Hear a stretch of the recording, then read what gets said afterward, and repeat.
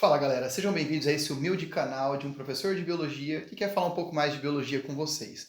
E eu estava agora há pouco assistindo um vídeo do professor Leandro Carnal sobre a crise da pandemia e como você vai se portar pós-crise e as oportunidades e como você ter um diferencial, tá? E ele abre esse curso falando sobre como essa pandemia pegou o mundo de surpresa.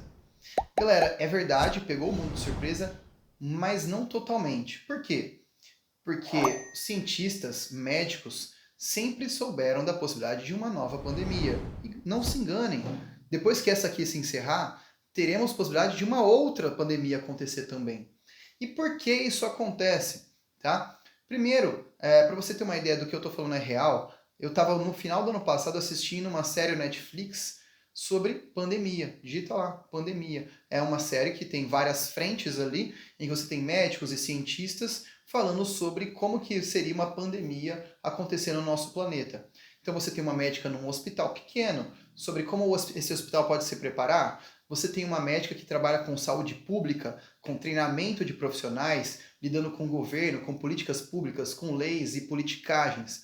E você tem os cientistas na frente, seja no laboratório, explorando aí novos possíveis patógenos, como eles vão agir, quais são os mecanismos, como eles agem nos animais nos quais eles são parasitas hoje e como eles poderiam agir no nosso corpo e também prospectando novas possibilidades de pandemia. E lá naquela série você vai ver que já tinha gente pesquisando coronavírus na China, tá?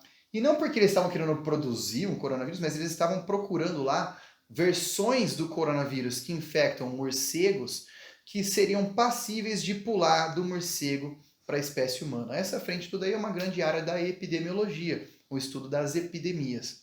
E por que que esses parasitas conseguem pular para a nossa espécie? Veja que aqui a gente tem uma relação de evolução. Espécies mais semelhantes a nós teriam uma facilidade muito maior de transmitir um vírus para a gente do que espécies que são muito mais distintas. Só que aquele vírus que estava no morcego, que estava no pangolim, que estava no dromedário, lá no camelo, né, como a gente viu aí nos últimos casos do coronavírus, eles eram diferentes dos vírus que a gente já tinha entrado em contato. O que faz com que o nosso sistema imunológico não consiga reconhecer esse novo organismo. E esse organismo, então, ele tem uma oportunidade, uma lacuna de espaço entre ele fazendo a infecção e você conseguir ter uma resposta imunológica eficiente. E aí, então, que você tem então esse alastramento dessa doença. Então, essas doenças transmitidas por animais para a gente, que depois se tornam infecciosas entre os seres humanos, são consideradas zoonoses, e sim, o coronavírus ele é mais uma zoonose, tá? E que já era meio que prevista. E por que o nosso sistema imunológico ele não consegue reconhecer de fato o coronavírus?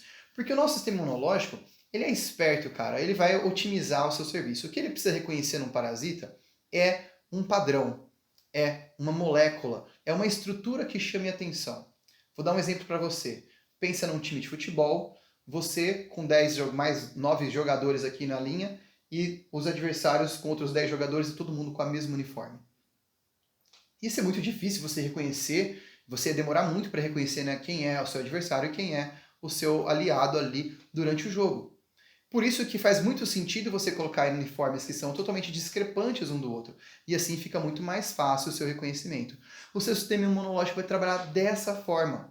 Ele reconhece um padrão e aquele padrão começa a servir de base para ele reconhecer os parasitas. E esse uniforme que ele vai reconhecer a gente vai chamar de antígeno. O antígeno é aquela estrutura do parasita que vai causar uma resposta imunológica, que pode ser uma proteína, por exemplo, presente lá na cápsula viral.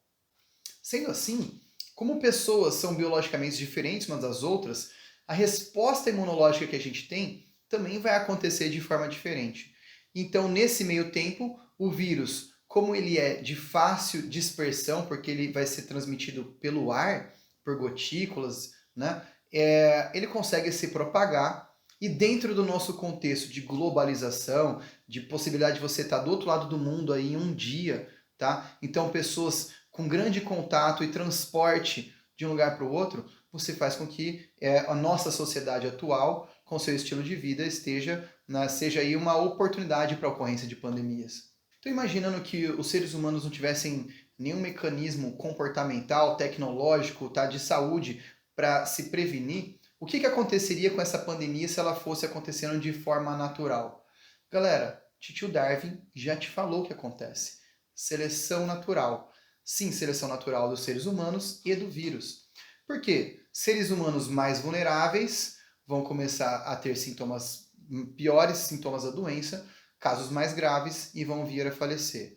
E os vírus que são mais virulentos, que levam as pessoas à morte muito mais rápido, eles vão também deixar de ser transmitidos, porque com o passar do tempo, pessoas que morrem mais rápido transmitem para menos pessoas, enquanto as pessoas que ficam com o vírus por mais tempo no corpo, com sintomas mais a menos, elas vão acabar transmitindo maior número de vírus para outras pessoas. E assim, então, você vai fazer com que ocorra uma congruência entre uma resistência humana e entre uma baixa virulência do vírus, que é o que acontece, por exemplo, com o vírus da gripe, com influenza, que todo ano ou a cada 2 anos é uma recorrência de casos no nosso país, na sua cidade, no seu dia a dia, de qualquer forma. Só que a grande sacada de tudo é que o ser humano, ele consegue pousar uma nave sem ter tripulada em Marte.